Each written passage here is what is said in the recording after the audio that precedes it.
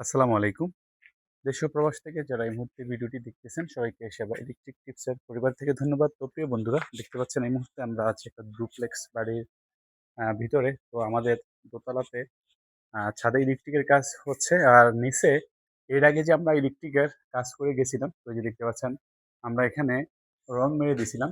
তো রং মেরে দেওয়ার কারণে কিন্তু এখানে প্রত্যেকটা পয়েন্ট কিন্তু দেখা যাচ্ছে। এই যে দেখেন প্রত্যেকটা স্পট লাইট, ফ্যান বক্স, তারপর হচ্ছে সার্কুলার বক্স, ভ্যান, হ্যাঁ? সবই দেখা যাচ্ছে। তো এই যে দেখেন, এটা হচ্ছে একটা ফ্যান বক্স।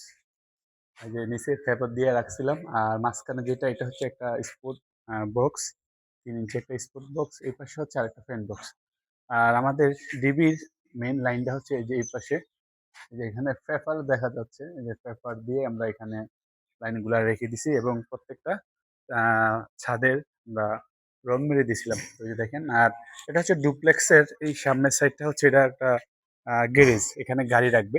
তো যে গ্যারেজের ভিতরেও এখানে অনেক স্পট লাইট এবং ফ্যান বক্স এগুলো সব দেওয়া আছে।